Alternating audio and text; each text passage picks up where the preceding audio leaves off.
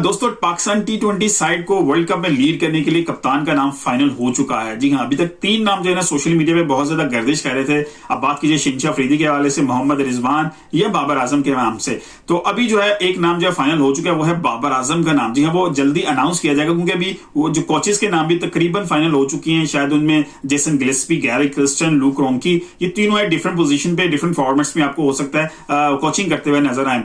लेकिन कप्तान के हवाले से बाबर आजम का नाम जो है ना फाइनल हो चुका है। मैंने दो प्लेयर्स की आपस में बहुत ज्यादा टाई थी, शहनशाह अफरीदी वर्सेस मोहम्मद जो है बाबर आजम के हवाले से। इस हवाले से मैंने कंपैरेटिव एक वीडियो भी बनाई थी, वो अपलोड की थी, आप उसमें देख सकते हैं। दोनों का कंपैरिजन भी मैंने किया था। और अभी जो है ना बाबर आजम का नाम फाइनल किया जा रहा है। मोहसिन नकवी जो कि पीसीबी के चेयरमैन, उन्होंने कहा था सिलेक्शन कमेटी फाइनल करेगी कि कौन कप्तान होंगे। तो सिलेक्शन कमेटी की तरफ से 2 नाम मोहसिन नकवी को भेजे गए थे, मोहम्मद रिजवान और बाबर आजम। उसमें शहनशाह अफरीदी का नाम नहीं था। ये बड़ी जो है ना दिलचस्प बात थी। तो मोहसिन नकवी का झुकाव ऑलरेडी जो है बाबर आजम की तरफ था। ये बहुत बड़ा पॉजिटिव साइन था बाबर आजम के लिए। 2023 में जैसे ही जो है बाबर आजम को कप्तानी से हटाया गया था, ज़का अशरफ के दौर में वर्ल्ड कप की बैड परफॉर्मेंस के बाद उनको टी20 और ओडी की कप्तानी से हटाया गया था। टेस्ट की कप्तानी ऑफर की थी ऑस्ट्रेलिया टूर के लिए, तो उन्होंने आधी अधूरी चीज देने से मना किया और तीनों फॉर्मेट से इस्तीफा दे दिया। तो वो इंटरम कोच ने तो ये इंटरम जो पीसीबी चेयरमैन थे, उन्होंने काम किया था। लेकिन जब पीसीबी के 3 साल इलेक्टेड चेयरमैन आए मोहसिन नकवी, उन्होंने पहली स्टेटमेंट दी थी कि बाबर आजम के साथ हुई थी ज्यादती। उस टाइम में ये वीडियो बनाई थी कि बाबर आजम को दोबारा आपको कप्तान बनते नजर आ रहे हैं। तो अब ये डेफिनेटली ये चीज फाइनल हो चुकी है और एक आध दिन के अंदर ये हो सकता है पीसीबी अनाउंस भी कर दे कि बाबर आजम को दोबारा कप्तान बनाया जा रहा है। उनके एक्सपीरियंस की बेस पे, जितना उनके पास एक्सपीरियंस मौजूद है, क्योंकि अभी पाकिस्तान की तरफ से खेलने वाले सबसे लंबे जो है ना अरसे के लिए वो कप्तान रहे टी20 साइड के। अब 2015 में उनके करियर की तरफ हम थोड़ा नजर दुराते हैं, उनके स्टैट्स भी देखते हैं कि टी20 में वो पाकिस्तानी कप्तानों के साथ कहां पर खड़े हैं, इंटरनेशनल लेवल पे कप्तानों के साथ कहां पर खड़े हैं, और उन्होंने कितनी सीरीज में पाकिस्तान को जो है ना कप्तानी की और जितवाया है। वो सारे स्टैट्स में हम उसकी नजर दुराते हैं थोड़ी सी। सबसे पहले बात करूंगा 2015 में बाबर आजम ने पाकिस्तान टीम को ज्वाइन किया था और 2019 नवंबर के अंदर उनको टी20 की कप्तानी मिल गई थी, यानी कि 4 साल बाद ही 2020 के अंदर अप्रैल के अंदर उनको ओडी की कप्तानी भी दे दी गई थी। अब उनकी बेल्ट के ऊपर 2 बड़े टूर्नामेंट्स जो है ना जिनमें कामयाबी के बड़े जो करीब वो पहुंच गए थे। 2021 का टी20 वर्ल्ड कप है जहां पर यूएई में खेला गया और पाकिस्तान सेमीफाइनल हारा था ऑस्ट्रेलिया से, जो मैच ऑलरेडी तकरीबन पाकिस्तान जीत चुका था। लेकिन अनफॉर्चुनेटली वहां पर एक कैच ड्रॉप के था हसन अली ने शहनशाह अफरीदी के बॉल पे, तो वो ट्रेविस हेड का तो मैच की सिचुएशन थोड़ी चेंज हो गई थी। खैर उसके बाद जो है 2022 के अंदर फिर टी20 वर्ल्ड कप था और पाकिस्तान ऑस्ट्रेलिया और न्यूजीलैंड में शेयर था। पाकिस्तान फिर इस टी20 वर्ल्ड कप के फाइनल में पहुंचा, जहां पर 92 के हवाले से बहुत ज्यादा चीजें जो है ना कंपेयर की जा रही थी कि पाकिस्तान और इंग्लैंड ही फाइनल में पहुंचे ऑस्ट्रेलिया के अंदर। लेकिन इस दफा इंग्लैंड ने पाकिस्तान को मात दी और ये वर्ल्ड कप उन्होंने जीता टी20 का पहली दफा। इधर ऑस्ट्रेलिया जो है पाकिस्तान जो है फाइनल रनअप रहा। ये दोनों tournaments back to back Pakistan team ने कामयाबी, बड़ी जबरदस्त परफॉर्मेंस थी, लेकिन कप नहीं उठा सके। फिर एक एशिया कप था उसके भी फाइनल में रनअप रहे पाकिस्तान। लेकिन 2023 के अंदर जो परफॉर्मेंस थी पाकिस्तान की बाबर आजम की कप्तानी के अंदर, वो बड़ी मुश्किल हो गई, बड़ी पुअर थी। एशिया कप में पाकिस्तान क्वालिफाई नहीं कर सका फाइनल के लिए और दूसरा वर्ल्ड कप में क्वालिफायर से बाहर हो गया, सेमीफाइनल में भी क्वालिफाई नहीं कर सका। इस वो परफॉर्मेंस के बाद ओडी से वर्ल्ड कप से वापसी के बाद उनकी कप्तानी चली गई तीनों फॉर्मेट से। लेकिन इसमें एक बड़ी अहम बात है कि अगर मैं बात करूं 2021 और 22 के वर्ल्ड कप में उनको पूरी टीम की सपोर्ट हासिल थी। उनके बॉलर्स की जो सपोर्ट थी, उनके बैट्समैन की सपोर्ट थी, वो बड़ी टीम जेल नजर आ रही थी। लेकिन उस वक्त जो कोच थे वो फॉरेन कोच नहीं थे, उस वक्त जो कोच थे सकलैन मुश्ताक थे। जी हाँ, और मैथ्यू हेडन बिल्कुल एक टाइम के लिए कोच आए थे और साथ चले। उन्होंने बड़ा एक दौर पाकिस्तान के साथ एक अच्छा टाइम गुजरा था ऑस्ट्रेलिया के अंदर।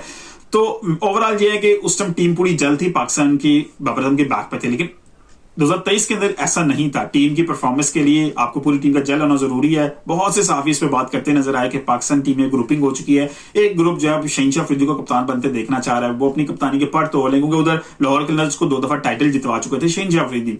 खैर ये चीजें खत्म होती हैं, अब आगे चलते हैं। अब बाबर आजम की अपनी जो है परफॉर्मेंसेस पे बात करते हैं कि वो पाकिस्तान के जो नंबर्स हैं। अब बताऊं आपको, पाकिस्तान की तरफ से तीसरी दफा अगर वो ये बन जाते हैं वर्ल्ड कप, तो तीसरी दफा वर्ल्ड कप यानी कि वो लीड करते हुए नजर आएंगे। ये रिकॉर्ड है पाकिस्तान के किसी भी कप्तान के लिए, 3 दफा टी20 वर्ल्ड कप में कप्तानी उन्होंने की हो। और इसमें अभी तक 107 मैचेस खेले बाबर आजम ने खुद, और 71 मैचेस में उन्होंने कप्तानी भी की है। 71 मैचेस में पाकिस्तान की तरफ से सबसे ज्यादा टी20 साइड में लीड करने वाला कैप्टन मौजूद है। अगर हम देखें एटलीस्ट 20 मैचेस में जिन्होंने कप्तानी की उनके पाकिस्तान की तरफ से उन कप्तानों के स्टैट्स क्या हैं और उनमें कौन ऑन टॉप है। सबसे ज्यादा मैचेस में कप्तानी की बाबर आजम ने 71 मैचेस में, शाहिद अफरीदी ने 43 मैचेस में और सरफराज अहमद ने 37, मोहम्मद हफीज 29, शुएब मलिक 20। और इनके अंदर अगर एवरेज निकाल के देखें सबसे ज्यादा ऑन टॉप कौन है विन के हवाले से, तो सरफराज अहमद जिन्होंने 37 में से 29 मैचेस में कामयाबी हासिल की, 8 में शिकस्त का सामना है, 78 की उनकी विन रेशियो है। दूसरे नंबर पर शुएब मलिक 20 मैचेस में कप्तानी की, 13 में कामयाबी, 6 में जो है ना वो नाकामी का सामना रहा, 65 मैचेस परसेंट जो है उनकी विन रेशियो। तीसरे नंबर पे बाबर आजम ने 71 में से 42 मैचेस जीते हुए हैं, 23 हारे थे और ये विन रेशियो उनकी 59.5 की है। अब ये तो हो गया पाकिस्तानी की तरफ से, लेकिन इंटरनेशनल लेवल पे वो कहां पर खड़े हैं कप्तानों के बीच में, ये बड़ा इंपॉर्टेंट है। अगर हम देखें अभी तक जो सबसे ज्यादा किसी ने इंटरनेशनल लेवल पे T20 साइड को अपने मुल्क को जो है लीड किया है वो है ऑस्ट्रेलिया के एरन फिंच। उन्होंने 76 मैचेस में लीड किया, वो टॉप पे हैं नंबर्स के हवाले से मैचेस में। आयन मॉर्गन दूसरे नंबर पे मौजूद है इंग्लैंड के 72 मैचेस में, और MS धोनी भी 72 मैचेस में तीसरे नंबर पे, बाबर आजम 71 मैचेस के साथ चौथे नंबर पे, केन विलियमसन 71 मैचेस के साथ पांचवें नंबर पे। अब हम ऊपर वाले 5 हैं जो 70 प्लस मैचेस में लीड भी कर चुके हैं, उनके स्टैट को थोड़ा कंपैरिजन करते हैं। उनमें ऑन टॉप कौन है, उनमें आयन मॉर्गन नजर आते हैं ऑन टॉप, 72 मैचेस में 40 मैचेस जीते हुए हैं और 61.11 की जो है ना उनकी विन रेशियो है। और दूसरे नंबर पे आपके बाबर आजम है। जी हाँ, MS धोनी से भी ज्यादा आगे बाबर आजम नजर आएंगे। उन्होंने 71 मैचेस खेले हैं, 42 में कामयाबी हासिल की, 59.15 की उनकी विन रेशियो है। और तीसरे नंबर पे जो है आपको MS धोनी नजर आएंगे जिन्होंने 72 मैचेस में जो है ना लीड किया है, 42 में कामयाबी हासिल की है और 58.33 की उनकी विन रेशियो है। तो ओवरऑल अभी बाबर आजम इंटरनेशनल लेवल के ऊपर भी दूसरे नंबर पे आपको नजर आ रहे हैं। इसका मतलब स्टैट्स भी उनके फेवर में बहुत ज्यादा हैं। तीसरे नंबर पे आप देखते हैं कि उन्होंने किस बायलैटरल सीरीज के अंदर कप्तानी की है और उनमें कितनी जो है सीरीज में पाकिस्तान ने विन किया है और उसकी कितने में जो है ना कामयाबी हासिल नहीं कर सका। सबसे पहली सीरीज थी ऑस्ट्रेलिया के खिलाफ जहां पर पाकिस्तान 0-2 से ये सीरीज हारा था। उसके बाद जो है बांग्लादेश के खिलाफ 2-0 से पाकिस्तान ने कामयाबी हासिल की थी।